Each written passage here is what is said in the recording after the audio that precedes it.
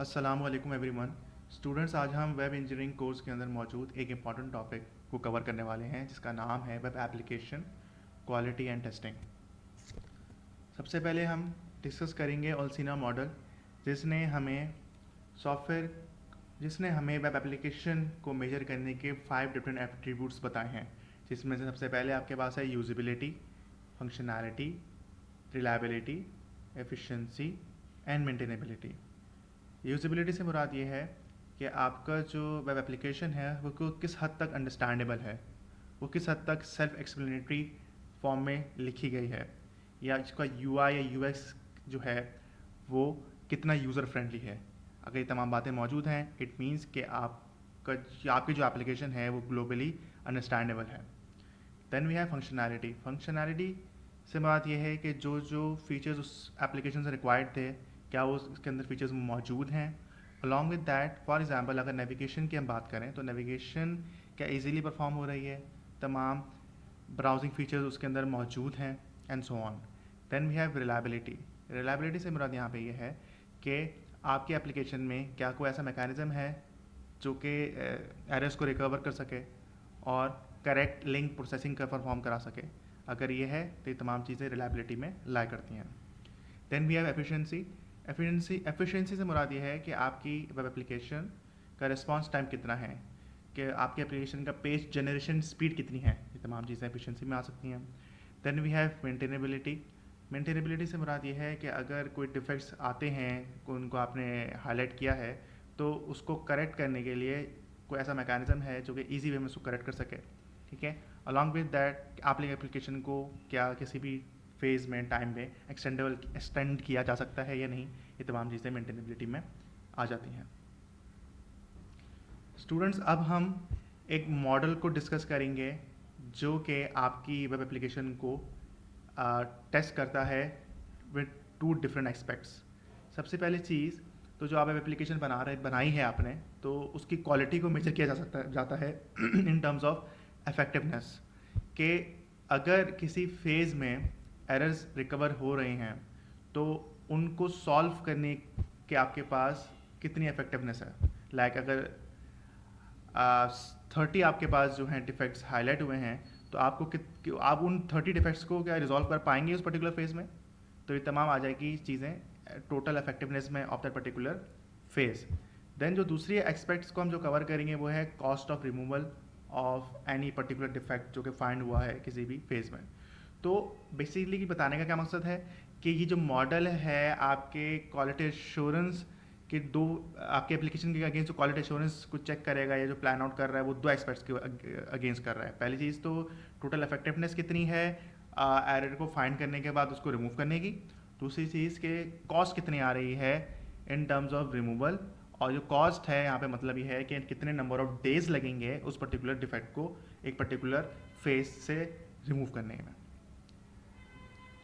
अब इस particular model को रन करने के लिए हमें कुछ डाटा रिक्वायर्ड है। तो सबसे पहले हम देख लेते हैं कि पहला डाटा में क्या चीज़ रिक्वायर्ड है इन टर्म्स ऑफ हमें चाहिए defect origin distribution. Defect origin distribution से मुराद यहाँ पे ये है कि आपके जो भी फेज़ है यहाँ पे एसडीएलसी का, तो उसके फॉर एग्जांपल आप डिज़ाइन फेज़ में हैं, तो डिज़ाइन फेज़ में कितने % चांसेस हैं एरर्स के आने के, डिफेक्ट्स के ओरिजिनेट होने के। दूसरी अगर हम बात करें यहाँ पे, मैं आपको दिखा देता हूँ कि यहाँ पे पूरा एक टेबल में यहाँ पे बना हुआ है जिसमें ये मेंशन है कि सॉफ्टवेयर डेवलपमेंट फेजेस लिखे हुए हैं। इसमें रिक्वायरमेंट फेज़ है, डिज़ाइन, कोडिंग, डॉक्यूमेंटेशन। उसके अगेंस्ट यहाँ पे आपके पास different defect origin distribution defined है। लाइक रिक्वायरमेंट फेज़ के अंदर 15% जो है चांसेस हैं, या 15% तक ही आपके पास यहाँ पे डिफेक्ट्स अराइज होते हैं। डिज़ाइन फेज़ में 35% जो है आपके पास डिफेक्ट्स ओरिजिनेट होते हैं। कोडिंग के अंदर 40% जो हैं आपके पास एरर्स या डिफेक्ट्स ओरिजिनेट होते हैं। एंड सेम गोज डॉक्यूमेंटेशन के अंदर भी 10% जो है आपके पास एरर्स जो हैं ओरिजिनेट होते हैं। तो ओवरऑल आउट ऑफ 100% जो डिफरेंट फेजेस हैं उसके अंदर यहाँ पे डिफाइंड है कि कितने % आपके पास डिफेक्ट्स आएंगे, इससे ज़्यादा नहीं आ सकते। तो मैक्सिमम यहाँ पे एक रेंज डिफाइन कर दी गई है, फ्रॉम 0 till 15% यहाँ पे एरर्स आ सकते हैं। ये तमाम बातों को यहाँ पे एक्सप्लेन किया गया है कि आपका जो डिफरेंट, आप जो भी S D L C phase जो है ऑप्ट कर रहे हैं, आप डिफरेंट जो भी डेवलपमेंट मॉडल आप ऑप्ट कर रहे हैं, मे बी वाटरफॉल मॉडल या अजाइल मॉडल, तो उसके अंदर जितने भी फेजेस आप फॉलो कर रहे हैं तो उसके हर फेज में जो है डिफेक्ट्स ओरिजिनेट होते हैं। ठीक है, वो डिपेंड करता है कि 15% आ रहे हैं, 35% आ रहे हैं, it all depend upon the phases. दूसरी चीज़, ये जो आपको यहाँ दिख रहा है कि यहाँ पे 15% लिख दिया गया है, 35% लिख दिया गया है, ये बेसिकली यहाँ पे हमारे पास दो सॉफ्टवेयर डेवलपर्स हैं, बोहेम एंड जॉन्स, जो कि IBM और TRW में काम करते थे। तो उन्होंने एक पैटर्न आइडेंटिफाई किया था पास सर्वेस को देखते हुए कि इतने ही पर्सन हमारे पास डिफेक्ट्स अराइज होते हैं from these different SDLC phases, जिसको पास लास्ट 2 डिकेड से फॉलो किया जा रहा है। अब हम अपने मॉडल जो हमारी रिक्वायरमेंट है हमारे मॉडल की, पहले रिक्वायरमेंट हमने देख ली कि हमें डिफेक्ट ओरिजिन डिस्ट्रीब्यूशन वाइज कुछ वैल्यूज़ रिक्वायर्ड होती हैं। ठीक है, अब हमारे मॉडल को दूसरी चीज़ भी रिक्वायर्ड है जिसका नाम है डिफेक्ट रिमूवल इफेक्टिवनेस। तो डिफेक्ट रिमूवल इफेक्टिवनेस क्या है? बेसिकली ये है, आप इसको हम शॉर्ट फॉर्म में कहते हैं इफेक्टिवनेस, इसको हम कहते हैं फीचर्स इफेक्टिवनेस, कि आपके डिफरेंट फेजेस में से जो हैं अगर एरर्स आ रहे हैं, डिफेक्ट्स अराइज हो रहे हैं, तो आप उसको कितना % जो है उसको सॉल्व कर पाएंगे। तो उसको हम बेसिकली फीचर या फिल्टर्ड इफेक्टिवनेस हम कहते हैं, शॉर्ट फॉर्म फॉर FE। तो अगर हम यहाँ पे देखें तो डिफरेंट यहाँ पे आपके पास फेजेस, डेवलपमेंट फेजेस मौजूद हैं, जिसके अंदर ये बताया जा रहा है कि अगर हम रिक्वायरमेंट फेज की बात करें तो 50% जो है अगर एरर्स आएंगे तो उसमें से हम 50% को सॉल्व कर पाएंगे, बाकी बकिया 50% जो है वो अनसॉल्व रहेंगे। इसी तरीके से डिज़ाइन की अगर हम बात करें तो उसके अंदर कहा जा रहा है कि 60% जो है हम डिज़ाइन के अंदर मौजूद डिफेक्ट्स को सॉल्व कर पाएंगे, बाकी 40% अनसॉल्व रहेंगे, एंड सो ऑन। तो इसके अंदर इसी चीज़ को एक्सप्लेन किया गया है कि आप ये अज्यूम कर रहे हैं कि आपके डिफरेंट क्वालिटी एश्योरेंस की जो एक्टिविटीज़ हैं उसके अंदर हम कुछ % वाइज जो है हम फिल्टर करेंगे और उनको हम सॉल्व करेंगे। बाकी जो एक और इस बात लिखी हुई है कि जो आपके पास रेशियो है between the total amount of defects highlighted, वो ज़्यादा है कंपैरेटिवली किसके, जो आप % ऑफ डिफेक्ट्स को रिमूव कर रहे हैं। तो मतलब इसका ये हुआ कि रिमूवल ऑफ डिफेक्ट्स का रेशियो लोअर है कंपैरेटिवली किसके, identifying the total defects in a particular phase. तो होता क्या है, जब आप 50% 60% किसी फेज में से डिफेक्ट्स को रिमूव कर रहे हैं तो बकिया 40% या 50% जो आपके पास डिफेक्ट्स बचे हैं उनको पास ऑन कर दिया जाता है टूवर्ड्स अनदर डेवलपमेंट या टूवर्ड्स नेक्स्ट डेवलपमेंट फेज या साइकिल, और वहाँ पे वो एड ऑन होते हैं, कंबाइन होते हैं between with the previous defects and with the new defects का कॉम्बिनेशन बनता है, और हम उसको क्या कर रहे होते हैं, फर्दर सॉल्व कर रहे होते हैं और उसको फिल्टर कर रहे होते हैं जो भी उसकी % है उस पर्टिकुलर फेज के हिसाब से। अब हम जो मॉडल फॉलो कर रहे हैं इन terms of quality assurance in a particular application, तो अब उसके अंदर भी हमें तीसरी जो है हमारे यहाँ पे रिक्वायरमेंट है वो है कॉस्ट ऑफ डिफेक्ट रिमूवल। तो जो डाटा रिक्वायर्ड है वो इन टर्म्स ऑफ कॉस्ट है कि हम कितना हमें कॉस्ट आने वाली है, कितने नंबर ऑफ डेज रिक्वायर्ड हैं एक पर्टिकुलर डिफेक्ट को रिमूव करने के लिए इन अ पर्टिकुलर साइकिल या फेज। तो आप यहाँ पे देख सकते हैं कि सॉफ्टवेयर डेवलपमेंट फेजेस मेंशन हैं और उसके अगेंस्ट आपको कॉस्ट बताई जा रही है, तो जिसको हम शॉर्ट फॉर्म में कहते हैं कॉस्ट यूनिट्स। तो रिक्वायरमेंट फेज में अगर कोई एरर्स डिफेक्ट्स आते हैं तो उनमें उसको सॉल्व करने के लिए आपको 1 दिन लगेगा, डिज़ाइन के अंदर आपको 2.5 डेज लग जाएंगे, यूनिट टेस्ट के अंदर आपको 6.5 वर्किंग डेज लग जाएंगे, एंड सो ऑन। तो इस तरीके से आप यहाँ पे देख सकते हैं कि आप इसको अगर इसको देखें और उसको एनालाइज करें तो आपके पास जो बेसिकली यहाँ पे कॉस्ट आ रही है बिटवीन डिफरेंट आपके जो फेजेस हैं वो कॉस्ट बढ़ रही है, ग्रेजुअली जो है वो कॉस्ट जो है इंक्रीज हो रही है। तो अगर आपने कुछ डिफेक्ट्स को रिक्वायरमेंट फेज में सॉल्व नहीं किया और वो चले आता है टूवर्ड डिज़ाइन फेज में, तो उसकी कॉस्ट क्या होगी, बढ़ जाएगी कंपैरेटिवली किससे, प्रीवियस वन से। यहाँ पर यही बताया जा रहा है कि अगर आपने डिज़ाइन डिफेक्ट फेज के अंदर जो डिफेक्ट्स आए थे उसमें अगर इन्वेस्टमेंट टाइम आपका लग रहा था 2.5 वर्किंग डेज, बट आप उसको रिमूव नहीं कर पाए या कुछ सर्टेन जो थी आपकी amount due to filtering concept जो है आपका % वाइज वो फॉरवर्ड कर दिया गया towards the next development cycle, तो उसमें कितने दिन आएंगे आपको। अगर मैं एक्सेप्टेंस के अंदर मौजूद हूँ और मैं उधर मौजूद होते हुए डिज़ाइन फेज के प्रॉब्लम्स को सॉल्व करने की बात कर रहा हूँ, तो वहाँ मुझे 40 वर्किंग डेज लगेंगे उन्हीं प्रॉब्लम को सॉल्व करने के लिए, जो कि पहले 2.5 वर्किंग डेज ले रहे थे। अब आ जाते हैं हमने मेन मॉडल की तरफ, जिसकी रिक्वायरमेंट कुछ इस तरह से है कि आपने कोई ऐसा डेवलपमेंट प्रोसेस फॉलो करना है जो कि लीनियर और सिक्वेंशियल हो। तो हमने यहाँ पे जो डेवलपमेंट मॉडल ऑप्ट किया है वो है वाटरफॉल मॉडल। उसके बाद यहाँ पे ये बताया जा रहा है कि हर डेवलपमेंट फेज में न्यू डिफेक्ट्स इंट्रोड्यूस होते हैं, होने चाहिए। देन रिव्यू एंड टेस्ट की जहाँ पे पूरी बात की गई है वो यही है कि पहले आप जो है सॉफ्टवेयर क्वालिटी एश्योरेंस की जो एक्टिविटीज़ जो आप अप्लाई कर रहे हो, ठीक है, वो फिल्टर आउट होती हैं इन सॉर्ट ऑफ 50% हम फिल्टर कर रहे होते हैं, 60% हम डिफेक्ट्स को सॉल्व भी फिल्टर कर रहे होते हैं, ठीक है। फिर उनको रिमूव किया जाता है। रिमूव करने के बाद जो बाकी आपके पास डिफेक्ट्स बच जाती हैं उनको पास ऑन किया जाता है टूवर्ड्स नेक्स्ट डेवलपमेंट फेज। वो एग्जाम्पल दी गई है यहाँ पे कि अगर आपके पास जो इनकमिंग डिफेक्ट्स है वो 30 है, बट आपने जो फिल्टरिंग एफिशिएंसी अप्लाई की जो कि आपको टेबल दिया गया होगा, तो जो दिया गया है यहाँ पे बेसिकली, तो उसके अंदर आप 60% का हम देखते हैं कि अगर हम डिज़ाइन फेज़ में हैं, डिज़ाइन फेज़ में हमें 30 एरर्स जो हैं, डिफेक्ट्स जो हैं अकर हुए हैं, तो हम उनको 60% जब उसका निकालेंगे तो हमारे पास क्या आएगा रेशियो कि 18 डिफेक्ट सॉल्व हुए होंगे और बाकी जो 12 डिफेक्ट्स हैं वो अनसॉल्व रहेंगे, जिनको आप क्या करोगे, जिनको आप पास ऑन कर दोगे towards your next quality assurance activity. तो क्या होगा कि हर फेज़ में ना सिर्फ उस करंट फेज़ की जो डिफेक्ट्स हैं उनको रिमूव करने की बात की जाती है, अलॉन्ग वे जो प्रीवियस आपके पास जो हैं, जो प्रीवियसली जो आपके पास बैकलॉग आया है इन terms of defects, in terms of analogue defects, उनको ऐड किया जाता है। फिर उस पर क्या अप्लाई की जाती है, उस पर अप्लाई की जाती है उस रेस्पेक्टिव फेज की फिल्टरिंग एफिशिएंसी। ये कैलकुलेट करने के बाद आपने अब कॉस्ट निकालनी होती है। कॉस्ट का आपने हमें देख लिया कि डाटा भी गिवन है हमें कॉस्ट का, तो हम कॉस्ट कैसे निकालेंगे। हम कॉस्ट बेसिकली कैलकुलेट करते हैं, हम बेसिकली यहाँ पे टोटल रिमूवल कॉस्ट निकालने की हम बात कर रहे हैं। तो टोटल रिमूवल कॉस्ट कैसे निकलेगी, हम नंबर ऑफ डिफेक्ट्स जो उस पर्टिकुलर फेज में रिमूव किए गए हैं उनको मल्टीप्लाई करेंगे किससे, उस रिस्पेक्टिव फेज में रहते हुए जो कॉस्ट आई है या आती है या आने वाली है वॉट एवर, तो उस जो हमें चार्ट में गिवन होगी इस पर्टिकुलर फेज की कॉस्ट, उसको हम मल्टीप्लाई कर देंगे उस में रहते हुए कि जो नंबर ऑफ डिफेक्ट्स हम रिमूव कर चुके हैं। तो इससे हमें क्या पता चलेगा, इससे हमें टोटल कॉस्ट यहाँ पे या टोटल रिमूवल कॉस्ट हमें उस पर्टिकुलर फेज में रहते हुए मिल जाएगी एंड सो ऑन। यहाँ पे कुछ एब्रीविएशंस बताई गई हैं इन टर्म्स ऑफ क्वांटिटीज़, तो जो कि हमारे आगे जो कि न्यूमेरिकल बेस्ड प्रॉब्लम है तो उसको सॉल्व करने में हम यूज़ होने वाली हैं। तो सबसे पहले आपके पास लिखा हुआ है phase originated defect, POD means phase originated defects. अभी जो मैंने आपको दिखाया था टेबल नंबर 1 या जिसमें बेसिकली डाटा नंबर 1 था, तो उसके अंदर क्या था आपके पास, उसके अंदर यही था कि डिफेक्ट ओरिजिन जो आपके पास परसेंटेज थी वो कितनी थी। तो डिफेक्ट ओरिजिनेट जो हो रहे हैं बिटवीन डिफरेंट फेजेस, तो उसकी परसेंटेज जो है हमें पता होनी चाहिए कि भाई अगर मैं डिज़ाइन फेज में हूँ तो मुझे वहाँ पे नंबर ऑफ डिफेक्ट्स कितने आए हैं या हमने हाईलाइट किए हैं, ताकि उस बेसिस पर हम फर्दर उसको सॉल्व कर सकें।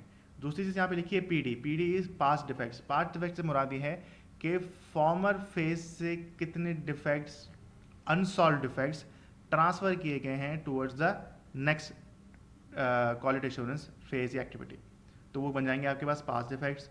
देन हमारे पास FE है, FE जो कि टेबल नंबर 2 में जो डाटा टेबल नंबर 2 था उसमें मैंने बताया था आपको, उसका मतलब है कि कितने डिफेक्ट्स को आप फिल्टर आउट कर रहे हैं परसेंटेज वाइज, 50%, 60%, 70%, तो वो यहाँ पे ये मेंशन है abbreviation of that phase. Then we have RD is remove defects. Remove defects मुराद ये है कि कितने नंबर ऑफ डिफेक्ट्स रिमूव हुए हैं इन अ पर्टिकुलर फेज। CDR से मुराद ये है कि कॉस्ट कितनी आ रही है उस पर्टिकुलर फेज में रहते हुए डिफेक्ट्स को रिमूव करने में। देन फाइनली हमें क्या कैलकुलेट करना होगा, TRC is total removal cost, जो कि मैंने पिछले भी डिस्कस की थी कि TRC जो है कैसे निकाली जाती है, वो बेसिकली आपके पास मल्टीप्लाई हमें करना होता है प्रोडक्ट की फॉर्म में। रिमूव डिफेक्ट्स को मल्टीप्लाई करेंगे किससे, cost of defect removal of that particular phase. तो ये तमाम आपके पास एब्रीवेशंस हैं, ये की वर्ड्स हैं, की फैक्टर्स हैं जिनको हम यूज़ करेंगे और अपना न्यूमेरिकल्स जो हैं वो सॉल्व करने की कोशिश करेंगे इन टर्म्स ऑफ मॉडल। तो जो डाटा हमें ऑलरेडी गिवन होगा या रिक्वायर्ड होगा वो होगा POD, जो कि आपको मिल जाएगा डाटा शीट नंबर 1 से। देन हमें जो रिक्वायर्ड होगा FE, जो कि हमें मिल जाएगा डाटा शीट नंबर 2 से। देन थर्ड थिंग हमें जो रिक्वायर्ड होगी वो होगी CDR, कि कॉस्ट ऑफ डिफेक्ट रिमूवल जो कि हमें मिल जाएगी डाटा शीट नंबर 3 से, जो कि हम अभी प्रीवियसली स्लाइड्स के अंदर देख चुके हैं। हमें जो कैलकुलेट करना होगा वो पास्ट डिफेक्ट्स कैलकुलेट करने होगा, देन रिमूव डिफेक्ट्स को कैलकुलेट करना होगा, और फाइनली हमें टीआरसी कैलकुलेट करना होगा यूजिंग दिस प्रोवाइडेड डाटा। यहाँ पे हमारे सामने एग्जाम्पल नंबर 1 गिवन है, जो कि डिफरेंट क्वालिटी एश्योरेंस एक्टिविटीज़ जो कि स्टैंडर्ड होते हैं हमारे पास, उसको फॉलो करते हुए कुछ क्वालिटी एश्योरेंस एक्टिविटीज़ या इस मॉडल को इम्प्लीमेंट करने की हम कोशिश कर रहे हैं। तो जो डाटा हमें यहाँ पे गिवन है वो डिफेक्ट रिमूवल इफेक्टिवनेस है, जिसको हम एफ कहते हैं, कि रिक्वायरमेंट में 50% जो है डिफेक्ट्स को हम रिजॉल्व कर पाएंगे। डिज़ाइन के अंदर हम मतलब सारे ही जो फेजेस लिखे हैं उसमें 50-50% का रेशो ये दिया गया है कि हम जो है वो जो है एरर्स को सॉल्व कर पाएंगे, डिफेक्ट्स को टोटली सॉल्व कर पाएंगे 50% वाइज, 50% रिमेनिंग होंगे और वो नेक्स्ट एक्टिविटी या फेज में ट्रांसफर कर दी जाएंगे। ऑपरेशन फेज के अंदर लिखा हुआ है कि 100% लाइक जो भी आपके पास लाइक 30 डिफेक्ट्स आए तो 30 ही हम डिफेक्ट्स को रिजॉल्व कर देंगे, और एंड सो ऑन। इसके साथ साथ हमें जो डाटा गिवन है इस एग्जाम्पल के अंदर वो है कॉस्ट ऑफ रिमूव डिफेक्ट्स, जिसको हम कॉस्ट यूनिट भी कहते हैं, कि भाई रिक्वायरमेंट में नंबर ऑफ डेज कितने लगेंगे अगर रिक्वायरमेंट फेज के अंदर कुछ डिफेक्ट्स आते हैं, 1 लिखे हुए हैं, 2.5, 6.5 एंड सो ऑन, तो नंबर ऑफ डेज बढ़ते जा रहे हैं। आप देख सकते हैं कि फाइनल ऑपरेशन फेज के अंदर नंबर ऑफ डेज है मैक्सिमम वो है 110। तो यहाँ पे हमें ये डाटा प्रोवाइड है। यहाँ पे एक डाटा मिसिंग है, वो है आपके पास पीओडी। पीओडी से क्या मुराद था? पीओडी से मुराद था phase originated defects. Phase originated defects यही थे कि भाई किसी भी फेज में कितने % जो हैं वो डिफेक्ट्स ओरिजिनेट हो रहे हैं, ये नंबर ऑफ डिफेक्ट्स कितने आए, क्योंकि इनपुट जो मेरा पहला है वो नंबर ऑफ इन डिफेक्ट्स पे ही डिपेंडेंट है, तो यहाँ पे वो मेंशन नहीं है। बट अगर इसमें मेंशन नहीं है तो ये भी गिवन होगा। अगर मेंशन नहीं होता है तो आपको जो भी टेबल नंबर 1 जो हमने फॉलो किया था प्रीवियस, हमने उसको फॉलो करना है। बहरहाल तो हमें जब अगर ये डाटा गिवन होगा तो हमने बेसिकली क्या निकालना है, जैसे मैंने प्रीवियसली डिस्कस किया था कि हमारा मेन हदफ है या मेन मकसद है टीआरसी को कैलकुलेट करना कि total removal cost of defects कितनी आई है आफ्टर सॉल्विंग या after adding all this data. तो सबसे पहले ये आप लोगों ने बेसिकली पूरा स्केच डिज़ाइन करना होता है, जिसके बाद हमें टीआरसी नीचे एंड मिल रहा होता है। तो कैसे सॉल्व होता है, क्या क्या रिक्वायरमेंट्स होती हैं, हम देख लेते हैं। तो सबसे पहले अगर हम रिक्वायरमेंट स्पेसिफिकेशन फेज की बात करें तो वहाँ पे हमारे पास जो इनपुट है वो 15 लिखा हुआ है, ये है नंबर ऑफ डिफेक्ट्स, जो कि मैं बात कर रहा था कि गिवन नहीं है टेबल में, बट अगर हम अज्यूम कर लें कि हमारे पास यहाँ पे 15 डिफेक्ट्स आए, तो 15 डिफेक्ट्स से मुराद ये है कि वो हमारे पास है पीओडी। पीओडी क्या था आपके पास, मैं फिर बता दूँ, फेज ओरिजिनेटेड डिफेक्ट्स, कि उस पर्टिकुलर फेज में से कितने डिफेक्ट्स ओरिजिनेट हुए। तो रिक्वायरमेंट फेज में रहते हुए हमारे पास 15 डिफेक्ट्स आए हैं।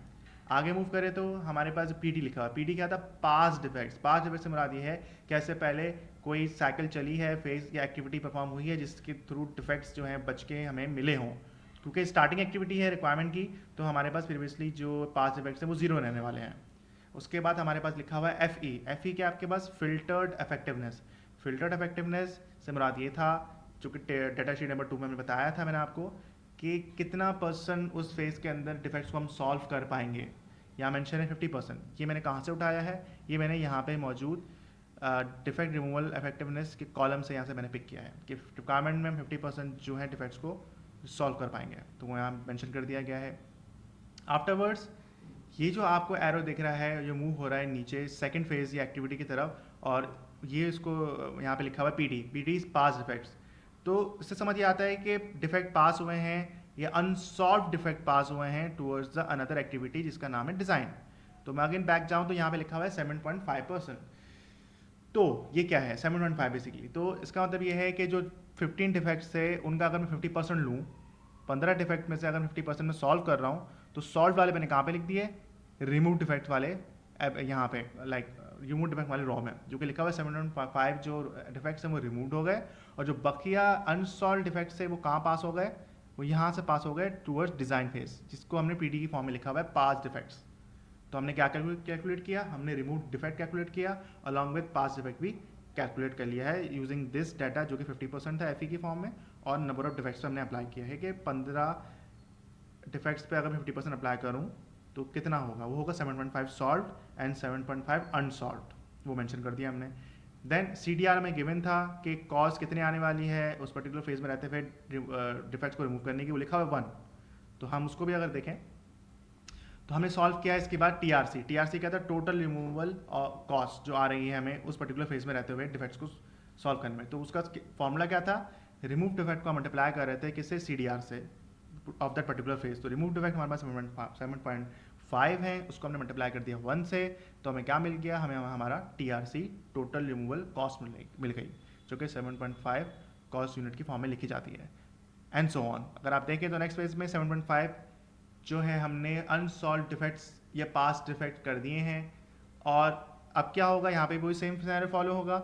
यहाँ पे डिज़ाइन फेज में देखा जाएगा कि डिज़ाइन फेज में रहते हुए आपके पास कितने नंबर ऑफ डिफेक्ट्स ओरिजिनेट हुए हैं।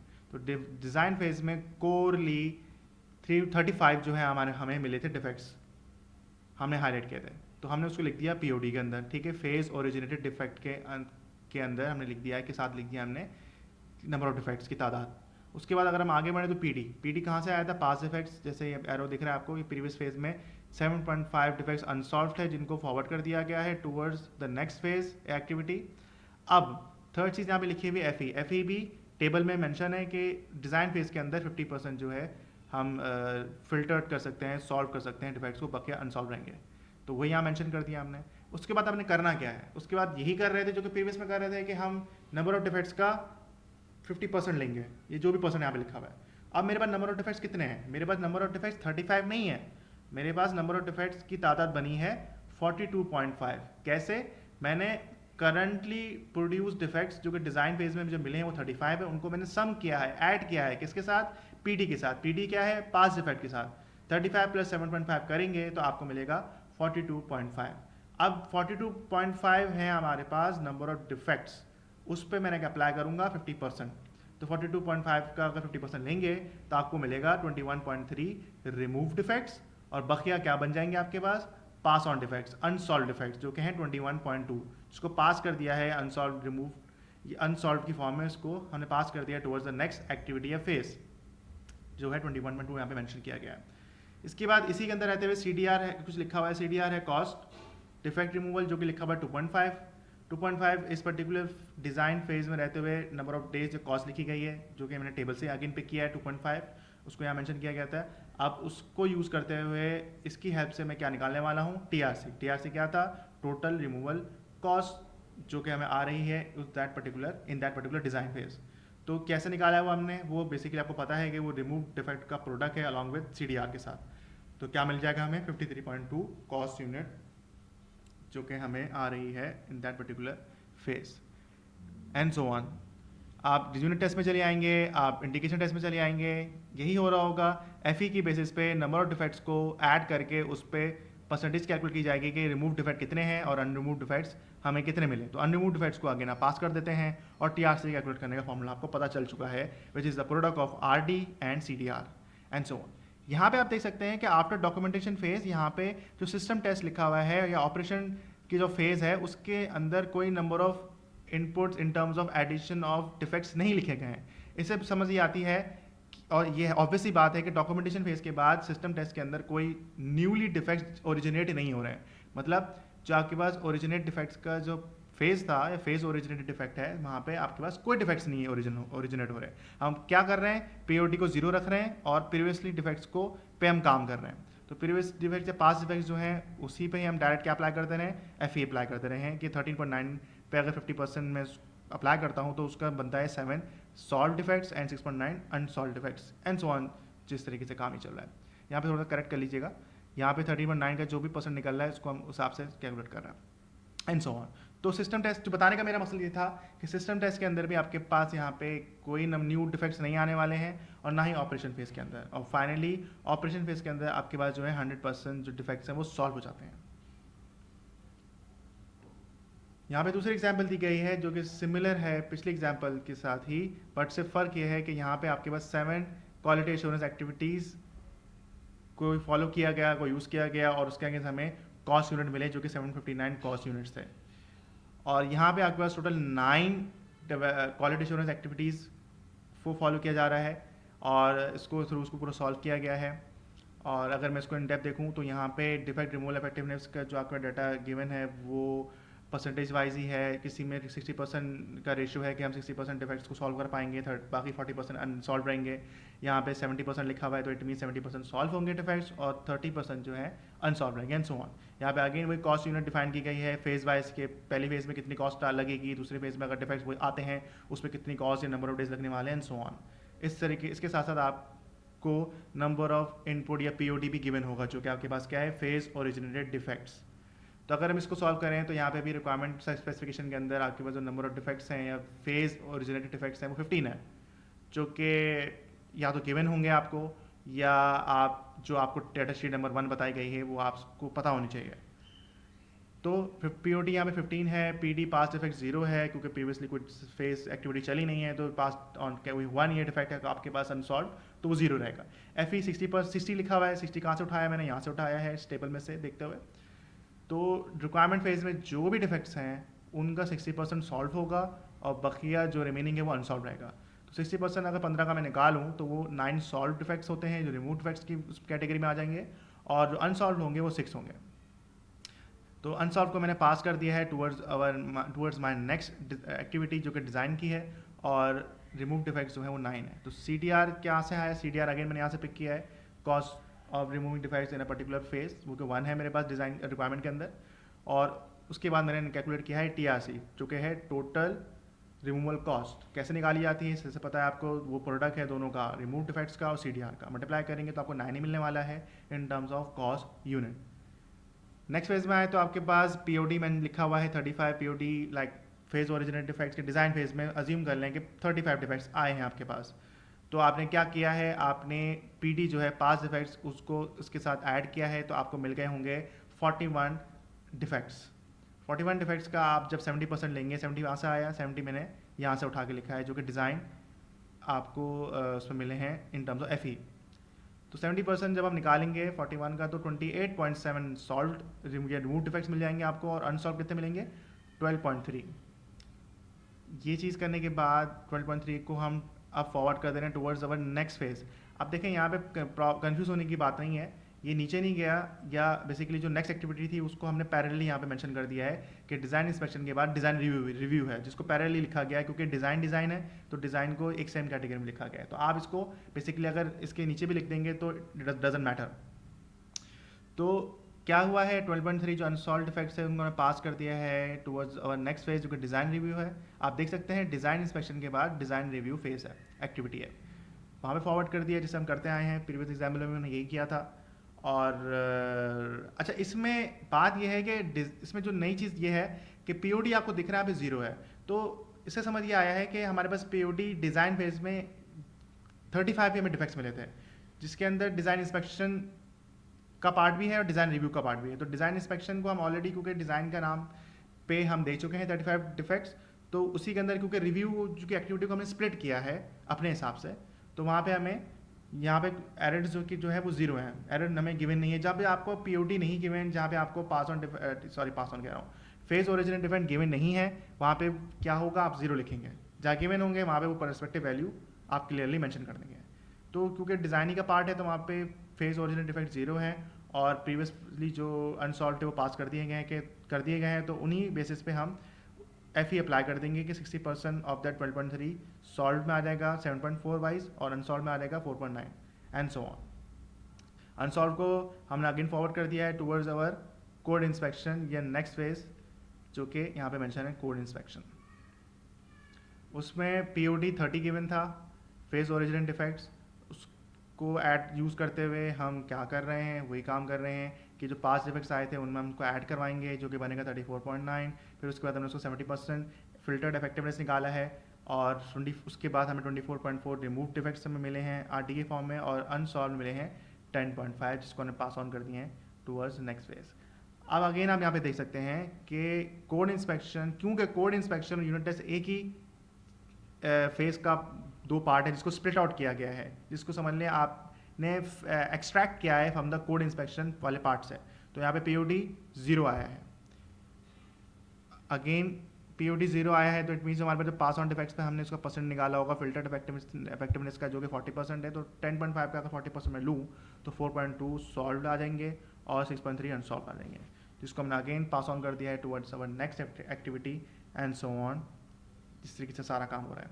आगे आगे आप देख सकते हैं कि यहाँ पर documentation phase new defects originate, ये प्रोड्यूस होना बंद हो गए हैं। सिस्टम टेस्ट के अंदर कोई न्यू डिफेक्ट नहीं आया, तो हम पास ऑन वाले डिफेक्ट्स पे ही हम फिल्टर्ड इफेक्टिव्स अप्लाई करके उसको सॉल्व करने की कोशिश कर रहे हैं। और फाइनली जो कि ऑपरेशन फेज़ है, यहाँ पर ऑपरेशन नहीं लिखा हुआ है, ये ऑपरेशन फेज़ है लास्ट वन। इसके अंदर आपको पता है कि ऑपरेशन फेज़ के अंदर 100% जो है डिफेक्ट रिमूवल रेट लिखा हुआ होता है। तो उसी हिसाब से जितने एरर्स डिफेक्ट्स आएंगे उनको 100% ही सॉल्व कर दिया जाएगा। और रिमूव डिफेक्ट 2.6 मिले हैं आपको, और अनसॉल्व 0 होंगे, तो ऑब्वियस बात एक्टिविटी भी नहीं है, तो कोई पास ऑन नहीं होना यहाँ से। CDR कॉस्ट जो है जो भी थी उसकी यहाँ पे मेंशन थी प्रीवियस टेबल के अंदर, प्रोवाइडेड टेबल के अंदर हमने वहाँ से पिक की है, उसको यहाँ मेंशन किया है। और हमने TRC निकाल दिया है जो कि आपका प्रोडक्ट था between your remove defects against CDR जो कि है कॉस्ट रिमूवल डिफेक्ट। इस तरीके से हमें 286 कॉस्ट यूनिट्स हमें आ रही है उस पर्टिकुलर फेज़ में रहते हुए हमारे पास टोटल कॉस्ट।